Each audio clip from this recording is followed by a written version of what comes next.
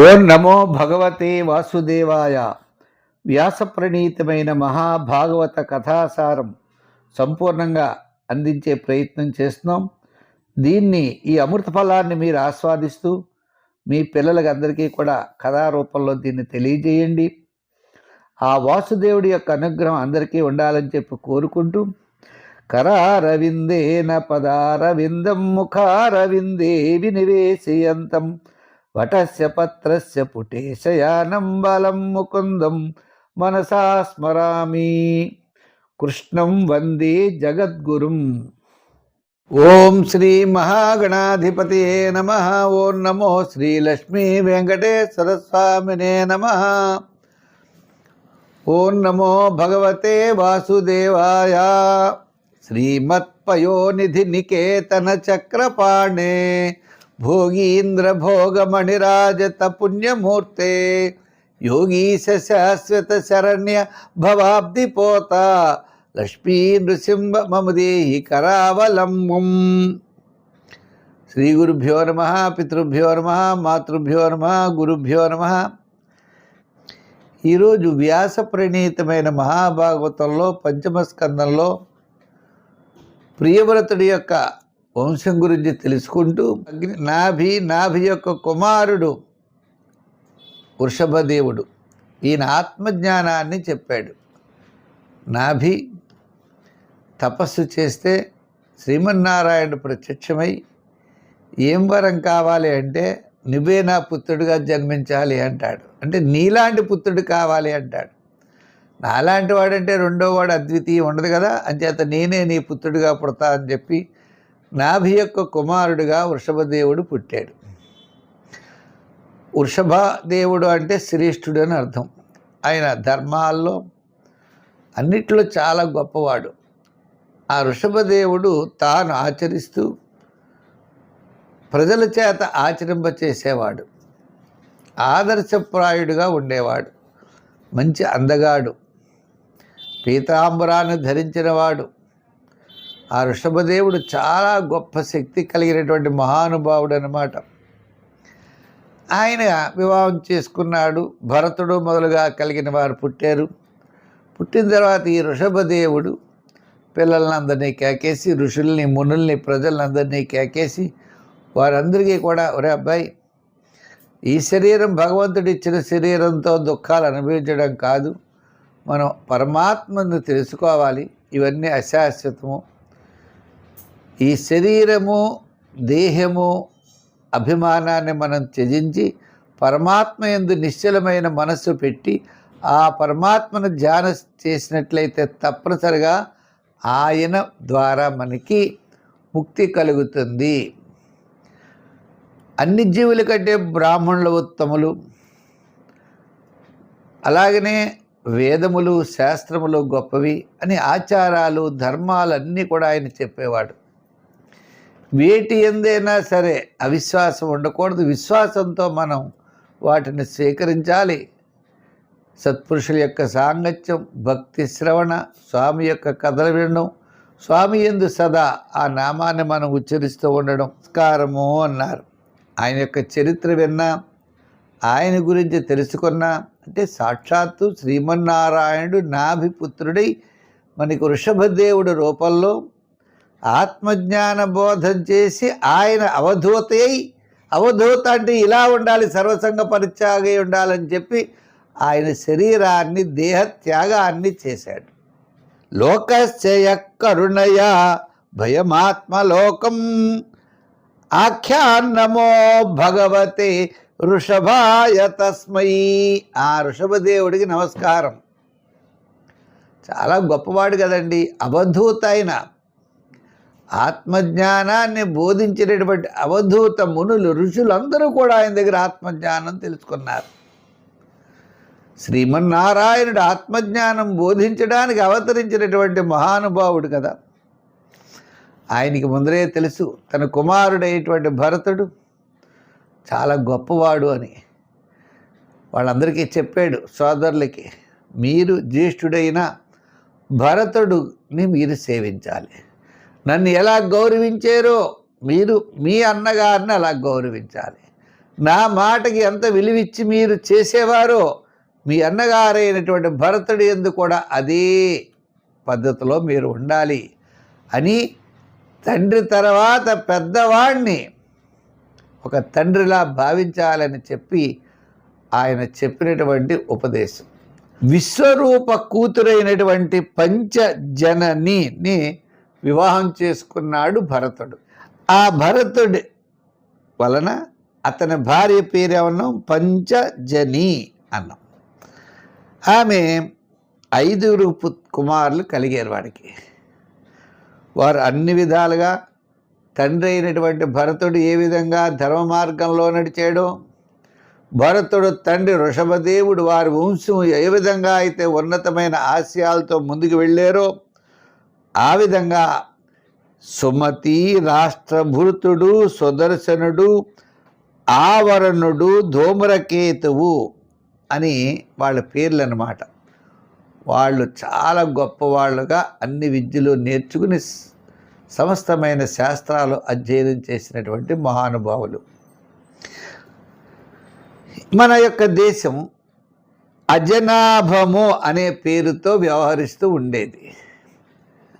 అజనాభం దేశం తర్వాత ఈ భరతుడు పరిపాలించడం ద్వారా, ఈ భరతుడి యొక్క గొప్పతనం ద్వారా ఈ దేశానికి భారతదేశము అనే పేరు వచ్చింది. ఇది భాగవతంలో చెప్పిన విషయం. కొంతమంది శకుంతల యొక్క కుమారుడు భరతుడు భారతదేశం వచ్చిందని చాలామంటారు. నా ఉద్దేశం అది భరతఖండం అని ఏదో పేరు అనుకుంటున్నాను నేను. అయినా మనకి ఈ యొక్క భాగవతానుసారం అజనాభము అనే మన దేశం భరతుడు పరిపాలించిన తర్వాత భారతదేశంగా ఇది ప్రసిద్ధి చెందింది. భరతుడు అంటే ఏదో యుద్ధం చేస్తాడు, రాజ్యాన్ని పరిపాలిస్తాడు అని అనుకోకండి. ఆయన సర్వశాస్త్ర పారంగతుడు. ప్రజలందరినీ కూడా ధర్మబద్ధంగా పరిపాలించేవాడు. ప్రజలందరూ కూడా న్యాయంగా, ధర్మంగా, సమానమైనటువంటి భావాలు కలిగి, సర్వప్రాణుల యందు దయ కలిగి, అందరినీ సమబుద్ధితో చూసుకునేటట్లుగా భరతుడు చూసేవాడు. అందరినీ కూడా అదే విధముగా చూడమనేవాడు. ప్రజలందరూ కూడా సుఖశాంతులతో చాలా చక్కగా ఉండేవారు. ప్రజల్ని ఆ విధంగా వాత్సల్యంతో, ప్రేమతో ప్రజల్ని పరిపాలించాడు. ఇప్పుడు యజ్ఞం చేస్తారు. యజ్ఞం చేసినప్పుడు ఆ వామగుండం చుట్టూ కూడా 4 కూర్చుంటారండి. హోత, అధ్వర్యుడు, ఉద్గాత, బ్రహ్మ. 4 వేదాలు అధ్యయనం చేస్తారు. అంటే సామవేదం కూడా గానం చేస్తారు. దేవతల్ని ఆహ్వానం చేస్తారు. దేవతలు వచ్చి ఆ యొక్క అవిస్సును స్వీకరిస్తారు. ఆయా కాలాల్లో అగ్నిహోత్రాలు, దర్శ పూర్ణమాసులని, చాతుర్మాసులని, పశుయాగాలని, సోమయాగాలని యాగాలు చేస్తూ ఉంటారు.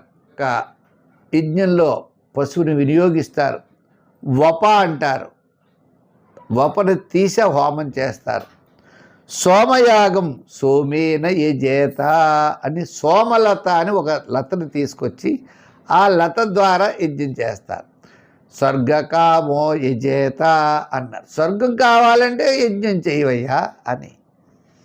ఈ విధంగా ఈ దర్శ పూర్ణమాసలు, చాతుర్మాస్యలు, పశుయాగాలు, సోమయాగాలు ఇటువంటివన్నీ కూడా ఆయన చేసేవాడు. ద్వారా ఆ యజ్ఞస్వరూపుడైన శ్రీహరిని భక్తి శ్రద్ధలతో పూజించేవాడు. ఇక్కడ చాలా విశేషం ఏంటంటే, ఇంద్రాయ స్వాహ అని, ఇంద్రాయ యదర్నమమ అంటారు. ఇంద్రుడికి అవిశ్విస్తున్నానని. ఈయనేం చేసేవాడు, ఇంద్రాయ స్వాహ, ఇంద్రుడికి అవిశ్వనిస్తున్నానని చెప్పి సాక్షాత్తు శ్రీమన్నారాయణుడే ఇంద్ర రూపంలో ఉన్నాడని భావించుకుని ఏ హవిస్సిచ్చినా శ్రీమన్నారాయణనే దృష్టి పెట్టుకుని హోమం చేసేవాడు. ఆయన యజ్ఞకర్త, ప్రధానమైన దేవత. ఏది చేసినా పరమేశ్వరార్పణమస్తు అనాలి. ఏ కర్మలు చేసినా పరమేశ్వరార్పణమస్తు. భగవదర్పణ బుద్ధితో యజ్ఞాలు ఆచరించుచుండడం వలన భరతుడిలో రాగ ద్వేషము మొదలైనటువంటి దోషాలన్నీ ప్రక్షాళితమైపోయాయి. అప్పటి నుంచి ఏమో మనం సంధ్యావందనం చేసిన ఏతత్సర్వం పరమేశ్వరార్పణం వస్తు, ఇలా ఒక వినాయకుడు పూజ చేసినా ఏది చేసినా పరమేశ్వరుడికి అర్పించి చేసినట్లయితే అది సత్ఫలితాలను ఇస్తుందట. అప్పటి నుంచి మనకి ఈ విధమైనటువంటి ఉన్నాయి. ఎప్పుడైనా కూడా నిష్కామ కర్మలను, కామ్యకర్మలు నిష్కామ కర్మలను రెండు ఉంటాయి. కామ్యకర్మలు అంటే పలానా ఏదో పెళ్ళి అవడం కోసం హోమం చేయడం, సంపదలు కావడం కోసం హోమం చేయడం, ఏదో కోర్టులో కేసులు నెగ్గడం కోసం హోమం చేయడం, ఇది కామ్యకర్మలు అంటారు. మన కోరికలను అనుసరించి ఏవో కొన్ని నియమాలు చేస్తాం. నిష్కామ కర్మలు అని ఉంటాయి. మన ఏ కోరిక అవడం ఏతత్సర్వం పరమేశ్వరార్పణం వస్తుంది. యజ్ఞం చేస్తాడు, ఏ స్వర్గం గురించి అసలు ఏది ఏ విధమైన వాంఛ ఉండదు. ఇలా నిష్కామ కర్మలు చేస్తేనే భగవంతుడు అనుగ్రహిస్తాడట. కామ్యకర్మల వల్ల ఏమవుతుంది? ఏదో స్వర్గం కావాలి, డబ్బు కావాలి, డబ్బు వస్తుంది. డబ్బు వల్ల దుఃఖం వస్తుంది. దుఃఖాన్ని స్వామి ఏం చేయలేరు. మనం ఏదో కోరికలతో మనం యజ్ఞం చేస్తాం, హోమం చేస్తాం, తపస్సు చేస్తాం. ఆ ఫలితాన్ని స్వామి ఇస్తారు. ఫలితము ప్లస్ దుఃఖం కూడా ఉంటాయి. ఇంచేత ఈ మానవ జీవనమే దుఃఖం. ఓ దుఃఖమైన తర్వాత ఇంకో దుఃఖం, ఇంకో దుఃఖమైన తర్వాత ఇంకో దుఃఖం. మంత్రి పదవి కావాలంటాం, వస్తుంది, మంత్రి అవుతాడు. ఇక అన్ని సమస్యలు అందరూ అనేక రకాలైనటువంటి వివాదాలు, ఇబ్బందులు కలగవచ్చు. అంచేత కామ్యకర్మలు ఇంద్రుడిని రూపంలో ఉన్నటువంటి శ్రీమన్నారాయణ ఆరాధించడమే భరతుడి యొక్క లక్ష్యం అట. అయితే ఇలా నిష్కామ కర్మలు ఆచరించడం ద్వారా భరతుని యొక్క ఆత్మ పరిశుద్ధమైనది, నిర్మలమైనది. ఆ శ్రీ హరి యొక్క దివ్య స్వరూపాన్ని ఆయన హృదయంలో సుస్థిరం చేసుకున్నారు. ఏది చేసినా శ్రీమన్నారాయణుడే. ఆ పట్టు పీతాంబరాలు ధరిస్తూ చతుర్భుజుడై వనమాలను ధరించి కౌస్తుభాన్ని ధరించి కిరీటం కొండలాలతో దివ్య సుందర రూపమైనటువంటి ఆ విగ్రహమే ఆయన భరతుడి యొక్క మనసులో ఉన్నది. ఏం చేసినా, ఏ హోమం చేసినా, హోమంలో ఏ దేవతను పిలిచినా, ఆఖరికి బ్రహ్మకి సమర్పించేది కూడా ఇంద్రుడు ఆ బ్రహ్మ రూపంలో ఉన్నాడనే భావమే ఈయనకుంది.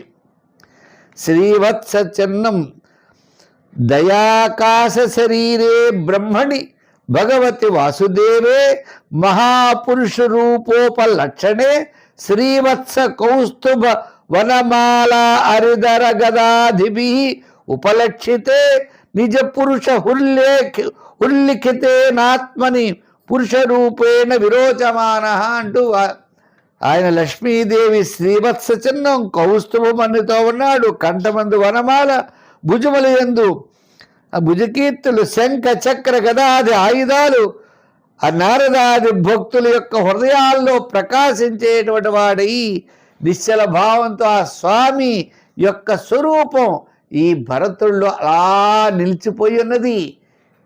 భరతుడు లేచినా కూర్చున్నా ఎక్కడున్నా స్వామి స్వామి.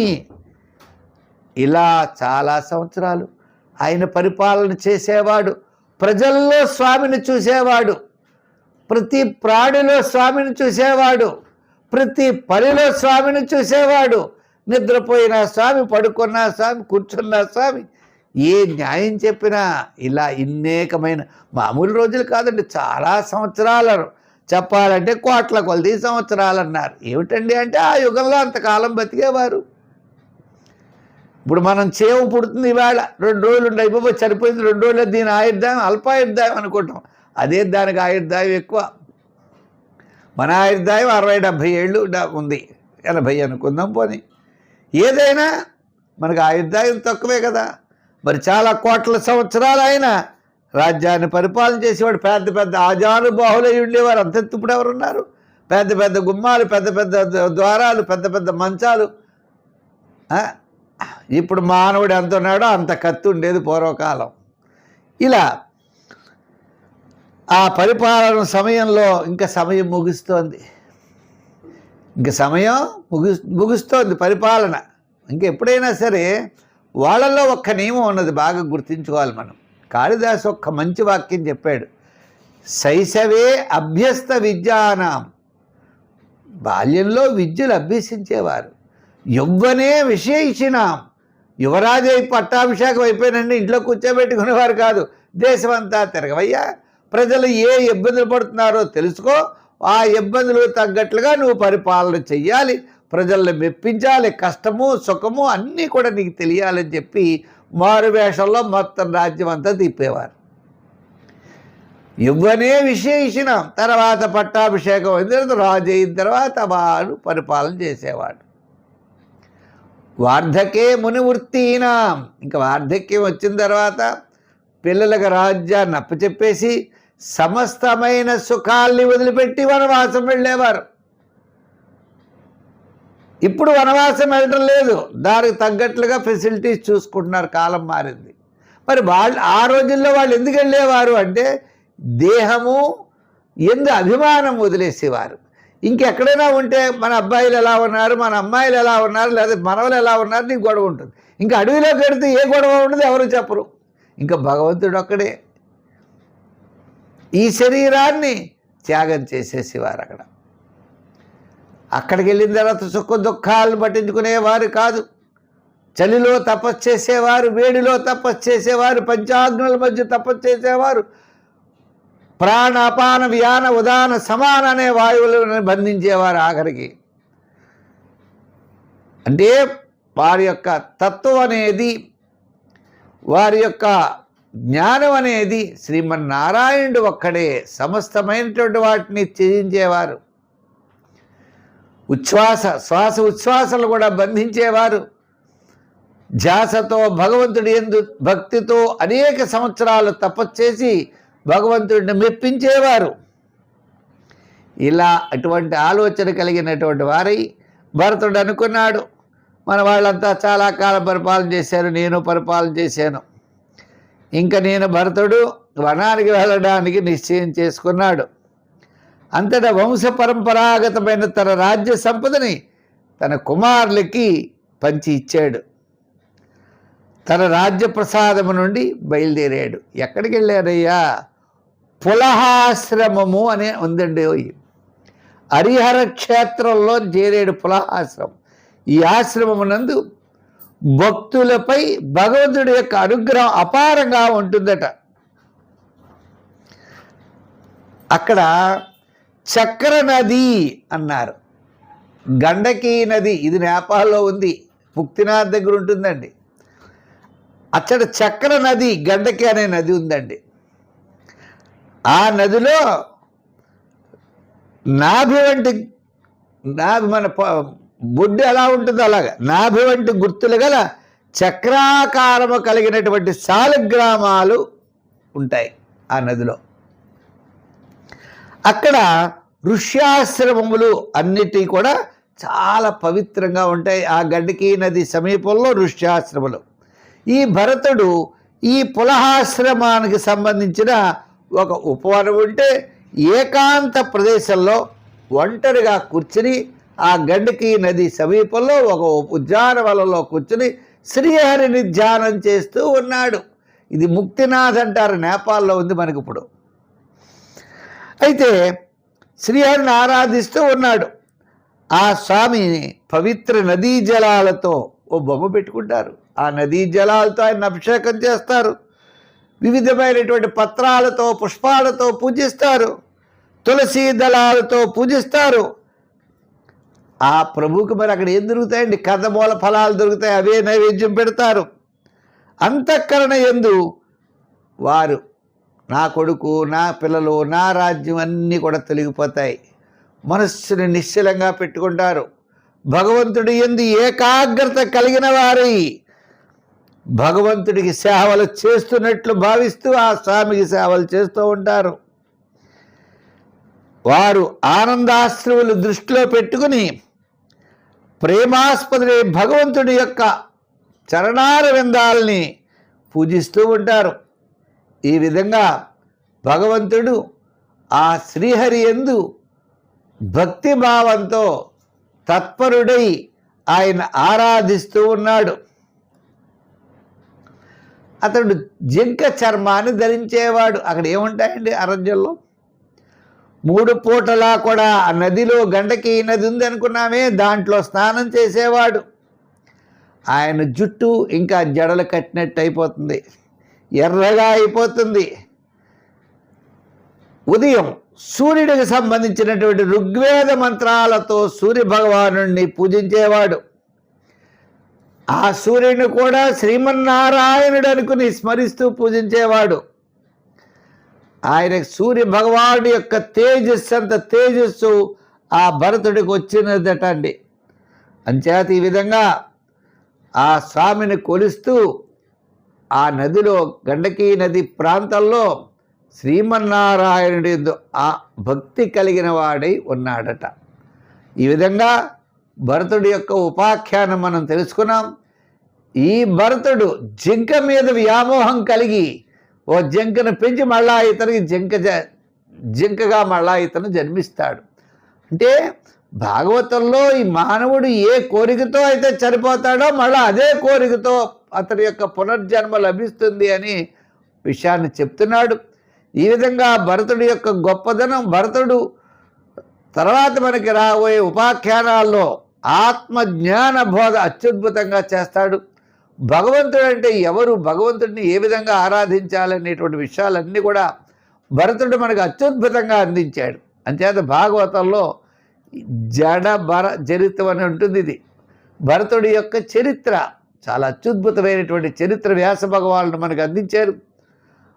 మరి ఈ విషయాన్ని మరి తెలియజేస్తూ మళ్ళీ మనం రేపు కలుసుకుందాం. ఇది 10 మందికి అందివ్వండి. ఈ కార్యక్రమాన్ని ప్రతి ఒక్కరు ముఖ్యంగా లైక్ చేసి షేర్ చేయండి. పుల్లెల సత్యనారాయణ అనే యూట్యూబ్ ఛానల్లో ఉన్నది. ఇంచేత ఇప్పుడు మనం 67, 68లో ఉన్నాం. ఇంకా అంటే 65 దాటి ఉన్నాం. మనకి 300 ఎపిసోడ్లు సుమారు. ఇది ప్రతి భాగము కూడా చాలా అత్యద్భుతంగా వస్తుందని తెలియజేస్తూ మళ్ళా మంచి విశేషాలతో రేపు కలుసుకుందాం. సర్వే జన సుఖినో భవంతు. స్వస్తి.